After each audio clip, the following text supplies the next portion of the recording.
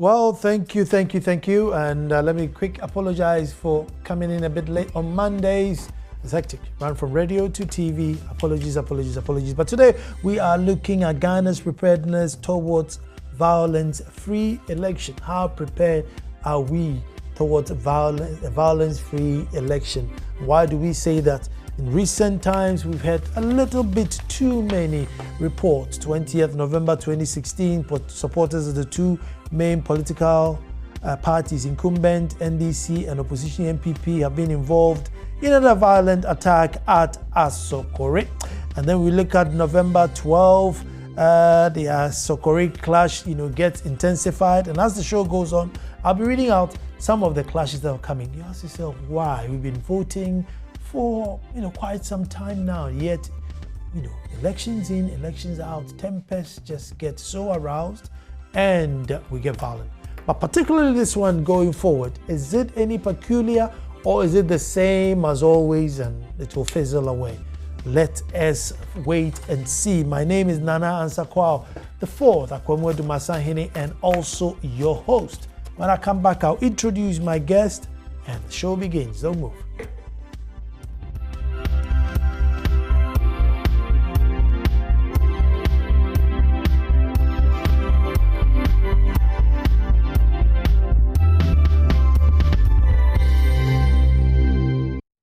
Well, thank you very much for staying, and you can send your message. Indeed, you need to send your messages 0560 800 000.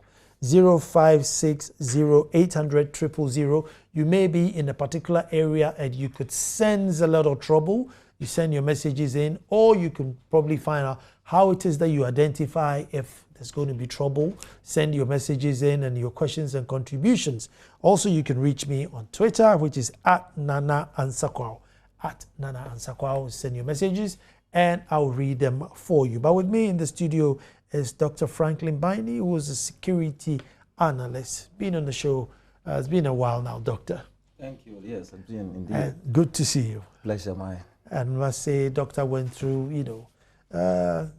quite a bit to get here. So for God and country, we say thank you very much. Thank you. I appreciate it. Yeah, Doc, it's a simple question to start with. Ghana's preparedness towards a violence-free election. From your analysis, are we ready? Well, thank you very much. Once again, I want to use the opportunity to also greet my wonderful listeners out there for this program. And I'm glad to be part of the program tonight. Back to your question, whether indeed Ghana, we are prepared for the forthcoming election. One part will say yes, one part will say no. But all along, I've been looking at so many things in relation to the past experience, because we've been going to the polls year and over years, and up to now, we are now in the 2016. Since 1992, or even go back to the time of Nkrumah, we've been attending to the polling stations to cast our votes. And each of these very kind of election that takes place has its characteristics that goes with it. They are never the same, even though there is a standard, there's a kind of a routine or that kind of common factors that leads to one or the other troubles here and there, but they are never the same. It varies from one election to another. Now, I will always want us to consider the patterns of violence that not precede election, that is pre-election. And then we need to also be able to define, the country must always be able to define the patterns and the frameworks of the elections that takes place at each year, looking at the cases of election that has come and that is about and related to what is about to take place in 2016 in relation to violence. Is it freeness? Are we expecting freeness, fairness of this election? Who is responsible to ensure these kind of what we are desiring? Then we'll look at also maybe the approaches to this conflict that is yet to come. Looking at what I understand the UNDP and the EC collaborated to come up with some approaches in solving these election problems, but are we also applying them? What triggers or inhibits these violences in election?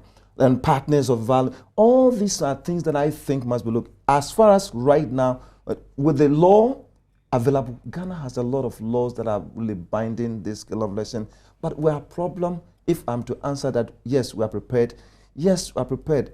The law is there. But my problem is the other side saying no, somehow, because the laws are there, but the laws are not being really activated.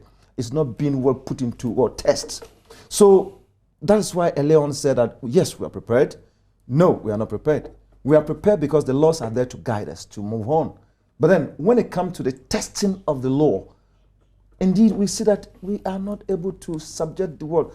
Because there are so many things that are taking place before the election. We have that pre-election violence. We have during the day, that day election, what is going to happen, and post that is going to happen. So within that time frame, now as a pre, during, and after, that time frame must be looked. And each of these incidents that might take place or might crop up are not the same in terms of its characteristics. They vary. Pre has a different characteristics, during has different characteristics, and that of the word post has different characteristics, and each must have a different approach. Are we just going to have the pockets of violence where the seats where the candidates have sort of equal popularity and therefore the stakes get high in different constituencies? So we're going to have pockets of violence rather than the full scale left, the whole left and the whole right fighting against each other. I mean, what is more likely to happen? Is it the pockets, or is it a full scale blown out? Now, when you look at it carefully, there's still not going to be it's going to be patches of variations in terms of this conflict. The parliamentarians on one side, the presidential candidate on one side. Okay?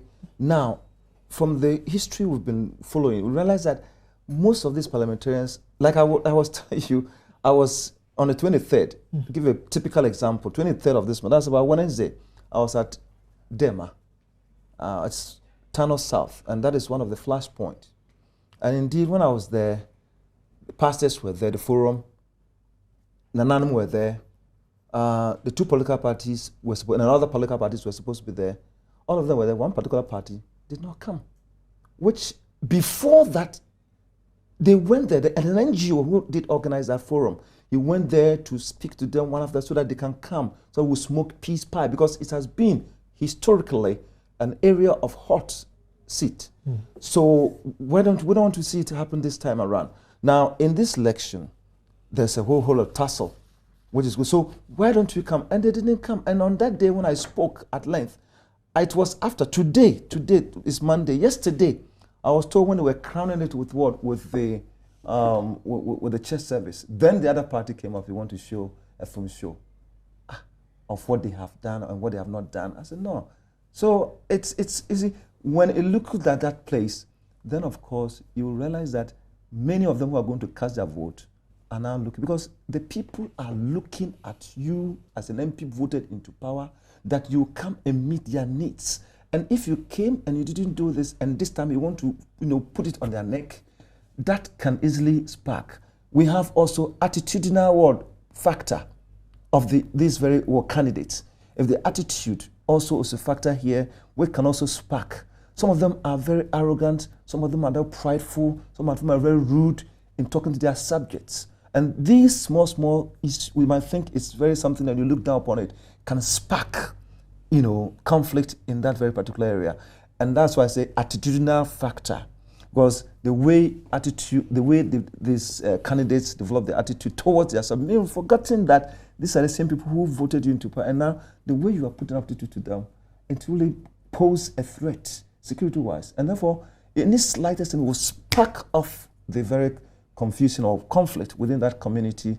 And what's most that these candidates always don't speak well. I think a time has come when you've done your primaries and you are qualified to be standing for election, there must be an institution like we have some level of institution in Ghana, subject them to how to communicate in the public, how to make their presentation across to the public, so that it's in a way will reduce it's not only using cutlass and then all these things, but even words. Words are powerful. It can be negative. It can be positive.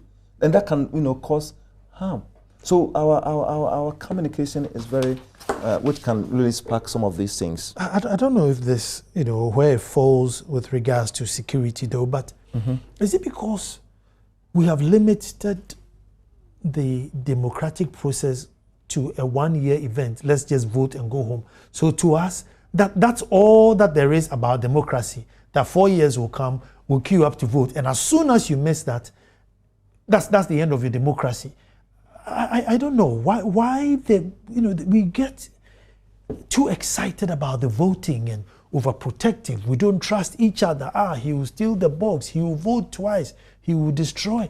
It's all about the voting. After we finish voting, whether you have schools, water, whether there's equity in the system, we don't fight as much over the personal justice.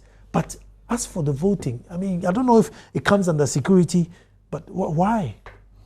I think I was also considering a time has come in this economy of our country in terms of election. I think the time has come that I don't think we need to wait for election to approach before we do all this peace and justice and all this kind of education. In my own point of view, opinion, I would think it should be a cyclical kind of a program which must be done by the institution called NCC, must be found. When you go to them, they will tell you that they are not much founded. They don't have the resources, which I wouldn't blame them, which is true. But if they are supposed to be founded so that all year round, these issues could be addressed, and not when we are approaching, look at the time frame that they embark, or various stakeholders will embark on, education here and there, television, and just after that, like you said, it ends there, which is supposed to not be the case. So but it should be part, because do you believe that there are some countries in this world that when they are going for election, there's no police, there's no army? Because it's a civic responsibility. We need to elect somebody who will lead us. All of us cannot go to parliament. All of us cannot become a president of a nation. But we are coming, having understood our civic rights and responsibility. We queue and go and cast our vote. Whoever comes, we take it. It shouldn't be fighting. It shouldn't be, attack here and there. But in our part of our world, Africa, it is quite a different thing altogether. We have all the resources. The resources, it all boils down to what? Inability to manage the resources available to meet everybody's needs. Look at Libya, for example, with only one resource, but they are able to manage, in the time of Gaddafi, manage it to what? To meet the needs of all people. Look, everybody's entitled to free healthcare. There's no discrimination of healthcare, whether this is covering headache, this is covering that. Whether, as long as you're a citizen, the oil money proceeds, you are a citizen of that country, anything to do that, you are entitled to $50,000 in Libya when you are about marrying, to start your married life. We are entitled to a home, accommodation. All these are from where? It's not from Mr. Gaddafi. It's from what? It's from the oil proceeds, which is for me and you as citizens of that country. We have more than oil. Oil just came yesterday. And so when these resources are not being really made use of, I'll tell you, it also goes toward, but education shouldn't be waited till the time when it's, and I tell you, just after the election and within it dies off there. No, and our population in Ghana, the population we have, the greater portion are illiterate as compared to literate. So they are the people that we have a problem, and that is where some of the political parties also used to dwell on them, because whatever they say, and they can go there. But I don't think there is whereby we go and buy votes, we go and give them money to entice them, to induce them to be able to. It shouldn't be so. The time of giving that is coming to pass.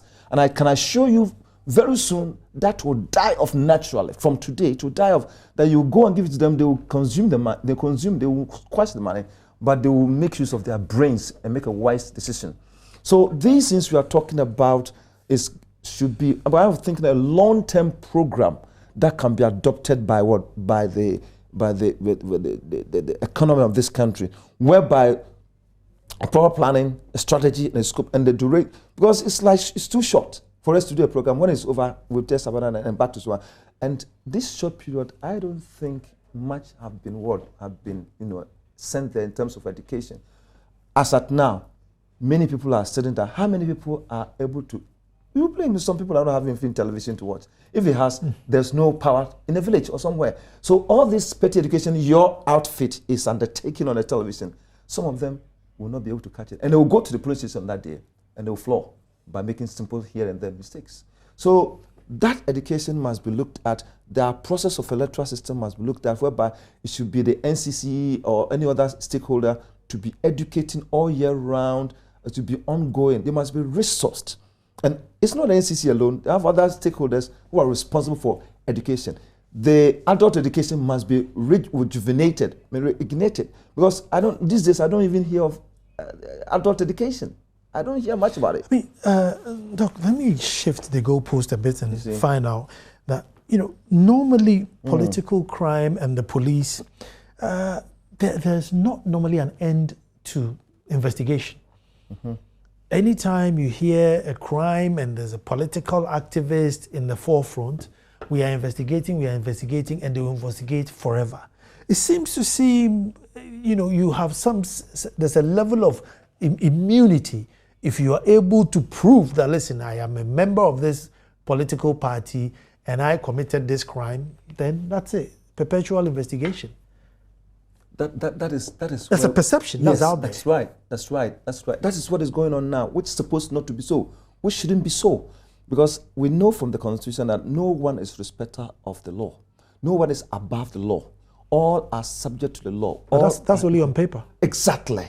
And that is why we have a lot of laws in this country, but the enforcement component of the law, which is being mandated by the Constitution of the Ghana Police to subject to, is weak. And that is one of the factors that can bring violence. That is when we have a security agency, security force that is weak. That is because the Constitution mandates you to enforce it, irrespective of where you are coming from. The law says, act on this. When this one goes this way, do this, do that, and just that. There's no question of coming to look at faces and say, hey, you are from party A, you are from party B, therefore we're going, and keep on. And look at what is happening. And that is why it's really infuriates. This really infuriates the other end or the other parties or other kind of group also to act. You see what has happened at Esunafu district? How, if you see the picture, have you seen the picture? No, I haven't seen the picture. If you see the picture of how this person has been maimed, has been attacked, you really see that indeed the cutlass cut. All because of what? They are annoyed because many things have taken place there, and indeed none has been tackled as far as we are investigating. As if certain people are immune to the law. I mean, a time has come that the law enforcement must revisit what they have been instituted for. They have to remember that it is this taxpayers' money that has been used in training them, put them in uniform and taking care of them. So they have a role to play. They have a responsibility, they have a task. They have a task and a practice which you have to really give to the citizenry. Let me go to the phone and acknowledge Dr. Kwesi, who's also a security analyst. Dr. Kwesi, hello and welcome. No, thank you very much. Good evening. Good evening. Thank you so much for responding to our call. Doctor, we are looking at Ghana's preparedness towards a violence-free election. Doc, let me start with this question. If there's going to be violence, is it just going to be pockets and pockets of violence, or it's going to be the whole country, or nothing like that is going to happen? Well, I think we definitely have to expect pockets of violence across the country. But let me explain this for a split second before we continue. Sure. Violence has become a currency in every time we have an election. And it's a currency that expresses itself in terms of political appointments, when your party wins, or outright, financial inducements where your party wins. Because violence has become a currency, that is why this year, for example, we are seeing a doubling of the hotspots that we have from about 3,083 in 2012 to the 7,000 and more for this year. Violence manifests itself in different ways, either as hate speech, abusive language, and because there's a direct correlation between those who encourage the use of violence and the propensity to be given top political appointments when their parties win.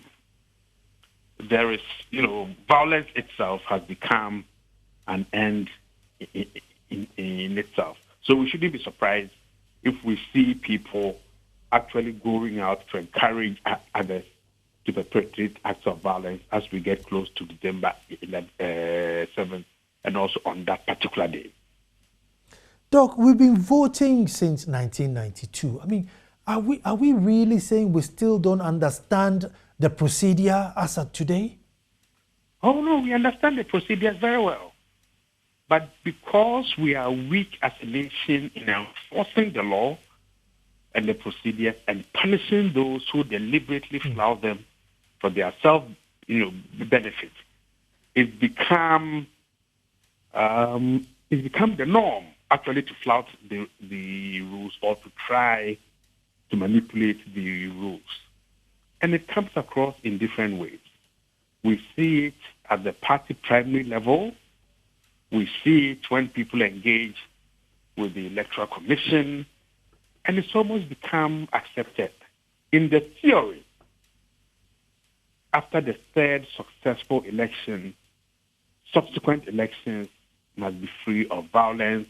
It must be driven by bureaucratic norm processes. But we see that this year is our seventh election, and we basically turned the theory, Huntington's theory, on its head. Our seventh election, more violence, more distrust of the institutions that are supposed to govern the process. And there seems to be, a desire, almost an acceptability that, we will flout whatever rules are there so far as we are the party that comes on top. It raises fundamental questions as to what politics is about. Is it about norm setting? Is it about shared principles and values, and using those principles and values to gain political power as a platform to provide social welfare? In Ghana, in our politics and in our elections, these discussions hardly ever take place. Doc, there's a sentiment or there's a phrase going about that elections are won and lost at polling station.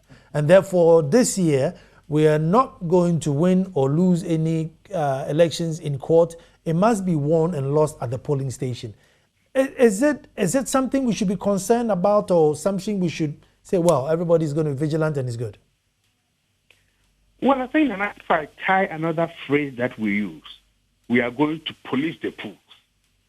Okay? Inherent in these fairly superficial statements are the seeds of violence. Elections are won and lost at the polls. What it means is that you join the queue, you want to step outside to, do nature's business. You want to come back, people will say, no, we are not going to allow you. Go back to the back of the line because, I don't remember you standing in front of me. You go to buy some pure water, you come back. No. The phrase elections are won at the polls, we are policing the polls, we will not go to court, we will declare elections, or we will declare the results ourselves, are insightful statements to violence, potentially. Because we can't afford, during the voting process itself, to have any uncertainties about people's rights and freedom to exercise the choice that they have. But we seem to be laying the foundation that anything at all that happens on that day, and if it can be contextualized as policing the polls, or the pool will be won or lost, and therefore I was trying to prevent it being lost by my party, then that justifies whatever actions are taken. And I think between now and the 7th, we need to have these conversations about the way the physiologists are creating in our subconsciousness an acceptance that anything that we do on behalf of our party to supposedly prevent others from making the system unfair is legitimate. Doc, That's not right. Finally, before I let you go, Yes. confidence between citizen and the police. We seem to have either lost trust in the police or we don't believe they are equipped enough to man up to the job. The Medina incident with Nanado's house, literally 20 meters or 50 meters across the road. And the time in which it took them to respond, President even said, listen, the police didn't do well. They should have probably responded earlier. I mean, how are these factors playing down? Are we being just overly critical with the police, or we should be cautious? Well, I think we should be cautious, and we should continue to engage the police in such critical discourse.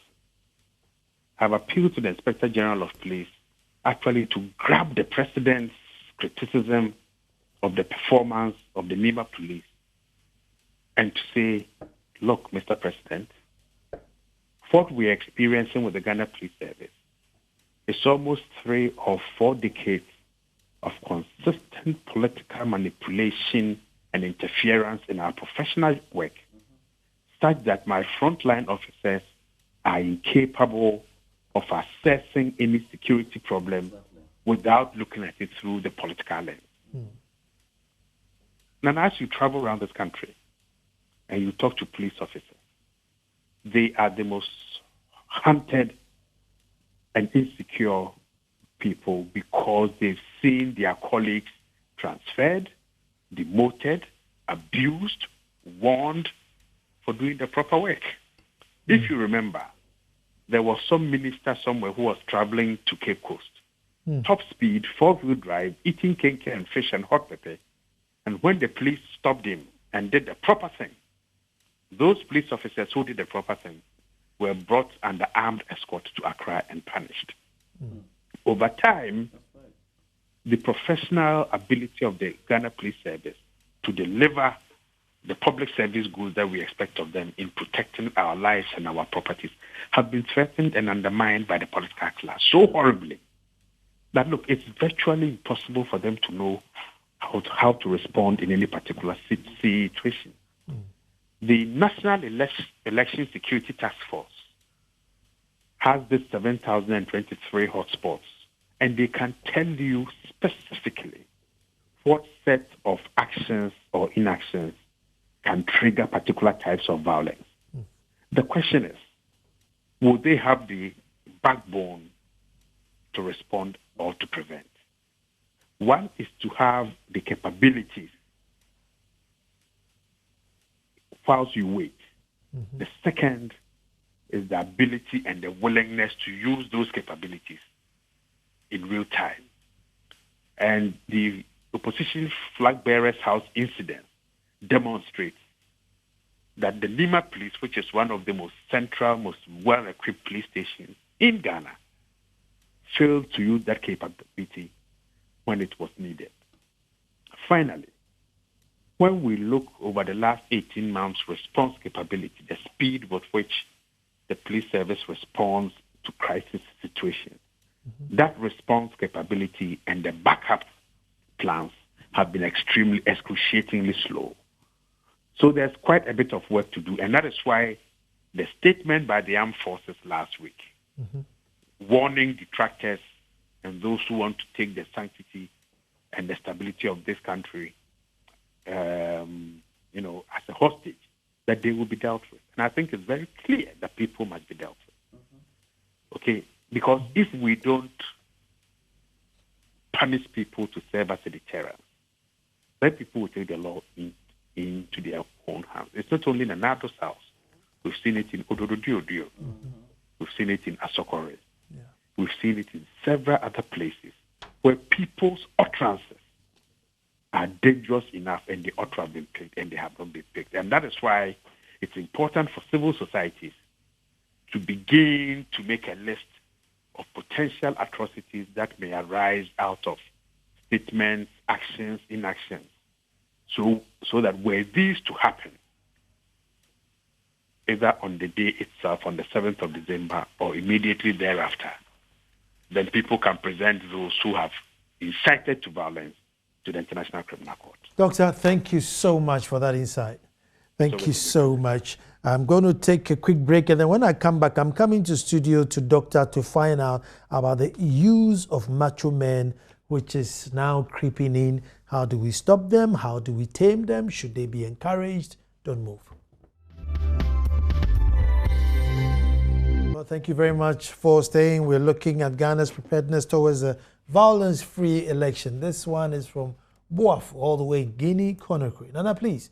All this violence, I think the EC's action is part of the violence, because how come 6 ballot boxes got missing on the way to the station? EC must try to prove themselves. John Smart Boafo in Conakry, it's 0560-800-000, 0560-800-000. Send your messages in, and I would read them for you. And Doc, Yep. macho man. Yeah, thank you. The use of macho men, as we all talk about men, in fact, normally, as we've seen for the past and currently, are being used by politicians. It's sort of an emerging phenomenon in the Ghanaian political and the main culprits are MPP and DC. Those are the main culprits. Exactly. And these are used for bodyguards for the political leaders, and they are using them to intimidate voters, most especially in the areas considered to be the strongholds. Let me go back to this. I mean, had it not been macho men in the Nima crisis, I mean, they held the fort until the police came. Right. So then somebody will go back and say, well, had it not been the macho men, they wouldn't have, I wouldn't have been protected. So I mean, maybe is it because the police is not up to speed? Yes, and therefore we need extra protection? Not necessarily, but it's a question of as Dr. Eni was making mention that the police force, which has been really mandated by the Constitution to, play that role of protection and safety, are not being resourced, 1, and 2, the government of the day or at that time always makes them very weak, not to be able to, discharge what they are required to be discharging for the community and the society. Look at the example he gave, 0 point. So, therefore, it paved the way, created the way for this, because that is what the Constitution says. But these macho men in recent times, they are even sought to suggest that macho men are for peace. That's some of them even have that notion, are for peace. But it could be used for prevent, whether good or bad. What I say is that I condemn it, and I wish to say that they create unnecessary tension at any point in time and breed violence at the end of the day. So the phenomenon should therefore be to be countenanced in a way that state institutions like Ghana Police must be given all the resources and be left free, as the Constitution permit, to roll out and to be able to enforce exactly what they are supposed to. Now they are made, that institution seems to be made, powerless, toothless, because of what? Government influence. There's a Akwasi entry sends a tweet. Do you know Collins Dada's brother said he kills human beings almost every day and will kill Kenneth Japan, and this guy is still walking free? Exactly. This is a typical example. So what is the Ghana police doing? They have the power, they have been trained, they have been given all the... But then, because of the weak state institution and the political influence, like what is happening? We cannot say police they have been made weak as a result of what? Influence. And that is what's happening. But they are not weak, as we say. They have been trained by the taxpayers' money. They have been given the resources, and they need more resources as well, and to be able to operate, to be able to meet the needs of the society. But now they are not, because they have been influenced. So they must be supported. Ghana Police must be supported, primary responsibility, and must be supported for all peace-loving Ghanaians, so they ensure that we provide the required security for electoral processes. But they must also be circumspect, impartial, fair, friendly, and firm. The 3 Fs. They must be friendly, they must be fair, they must be firm. Now, you see most of the cases that are arising, they are not demonstrating the fairness here, there's no firmness here, and they are not friendly. Isn't it because the citizenry would attack them? I mean, if they were to hold Kennedy Dupont, or if they were to go and hold Asiedun Ketia, they dare not anyway. But I think that whatever police station that holds such a person will be swamped. And I mean, if I was the commander there, I want to go home to my wife and children. Good. That is why they have been given, because they are peacemaking institution. They are not supposed to be doing so much, but where they have a limit at which they have to use the maximum force. See, so but then you have to, every Monday to exercise constraint to ensure that peace is coexisted. And so when situations like that they're coming, they have all the tactics that have been trained, all the wisdom, all the acumen to be able to maintain the peace and the safety of the citizenry. But here's a case, it's the other way around because of influence from one corner or the other. It's what he gave. It's not. It's one of the many examples. One of the many examples. But we have on the phone now Chief Superintendent Dr. Benjamin Agbozo, Director of Operations Elections Task Force. Yeah. Chief Inspector, you're welcome. Chief Superintendent, I beg your pardon. Chief Superintendent, I beg you for reducing the rank. You're welcome. Thank you very much. Thank you very much. Thank you. And Chief, I don't envy you at all, because my next question is very, very difficult and unfair. It is obvious that the political power would sometimes bully you, or not you per se, but your people. Yeah. If you dare stop me straight, you're going to Tumo. If I do something wrong and you say it, I am calling the somebody higher to punish you, and that could sometimes cripple some of your boys who could have done a good job. That's right. Hello. Well, should I repeat the question? Hello. Hello, Dr. Benjamin? Yes, please. What I am saying is, even though the police force, you know the right thing and you can do the right thing, you are sometimes crippled, or most of the times crippled, from political powers who can transfer you, get you sacked, get you demoted, indeed make your life in the police hell. So you sometimes sit back and just let things be, because after all, you have a wife and children. I'm not really very sure about what you are saying. I know it's a very unfair question. That's very unfortunate and unfair. Unfortunately, that is not an issue. One thing is clear, that the Inspector General of Police has already, and not just the Inspector General of Police, by our mandate, we are supposed to be professional. And the Inspector General of Police has already stated that he will not countenance any kind of violence or any unprofessional conduct from any police officer. So it's expected that any police officer worth his salt will act professionally and take on anybody, irrespective of the person's background. So if a particular police officer does not do his work very well, that is that person. We have individual differences as to. Are you, Dr. Benjamin? Are you shielding the political elite who influence negatively your work? I have never been influenced. No. We are talking about the institution. Yeah. So I'm not personalizing at all. I'm talking about the institution. Please, I would rather that we go straight to the issues as state and discuss, rather than go, when it comes to issues of whether one political party is influencing the other. Now, let me put it this way. If this party thinks that we are being influenced by the other, does it imply that when that party was in power, they were also influencing us? Exactly. Well, exactly. That's just an unfortunate thing. It's not an isolation case. It's an institution. Hello, yes. Excuse me. Yes. Then they have no cause to complain. If they influence the police in one way or the other when they were in power, and they now believe or perceive that we are being influenced, then they have no cause to complain. It's only that others may also do it. But the truth of the matter is that police will do what they want to do and do it well. Individual differences may exist. Some people, for one reason or the other, may not conduct themselves very well, because I wouldn't hold a brief for everybody. But as much as possible, majority of police officers have done their work professionally. And so I wouldn't want to attribute political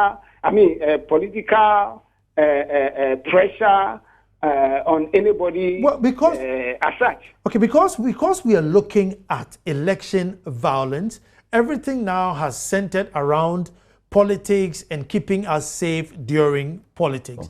And I am not talking about MPP or NDC, but I'm talking about police versus citizenry.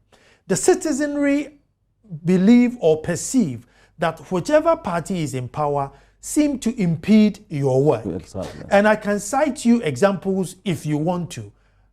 Now, can I come in this way? Sure. The citizenry perception is due to, persistent accusation by a section of the public in that direction. So a section of the public continues to say the same thing all the time, and citizens may perceive it in that way. Now, remember, the last CDD survey indicates otherwise.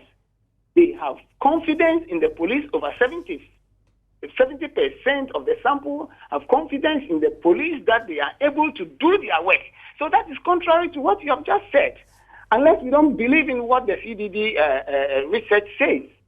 So you see, it depends on who is talking and who is making the loudest noise.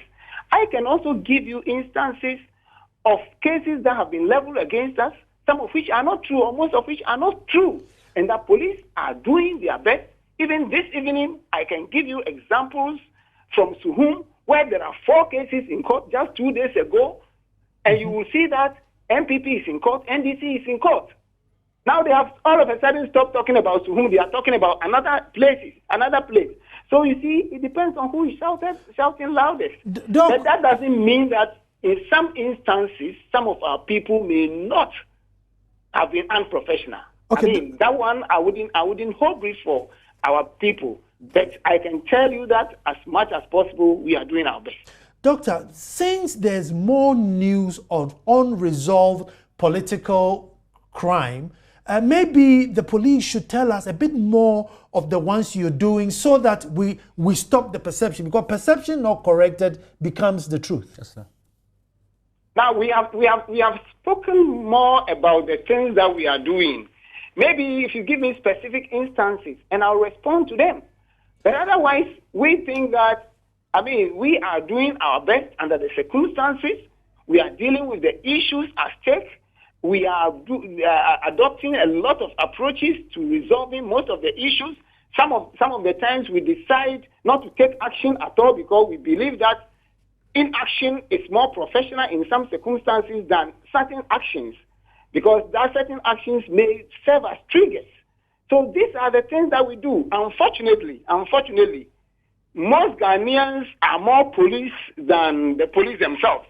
Mm-hmm. And just like I said the other time, we are more of coaches than the coaches that we engage. Mm-hmm. So many Ghanaians do many Ghanaians think that they know more police work than the police themselves. Of course, I don't take it away from them. I know many people who understand our issues much more and appreciate our circumstances. And I believe that those in the studio will also appreciate some of the things that I'm talking about. Well, the last elections, we had about 300 hotspots. Now we have moved up to over 7,000 hotspots. Yeah. And so one would ask, and they always use Nima as an example, that hold on, right across from you was a misunderstanding and it took 2 hours for the police to respond. The other 7,000 that's left, how long would it take you to respond?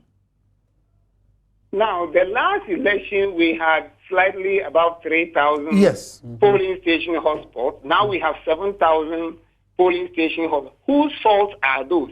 Is it the fault of the police that we have? No. We are not. Fault of the political parties? No, I'm not blaming you. I'm talking about preparedness. I'm talking about the police preparedness, not that you caused the hotspots. Now, our preparedness, that one we have stated it in several forms. Mm-hmm. Our preparedness are exhibited in the multifaceted approach that we are using in tackling issues.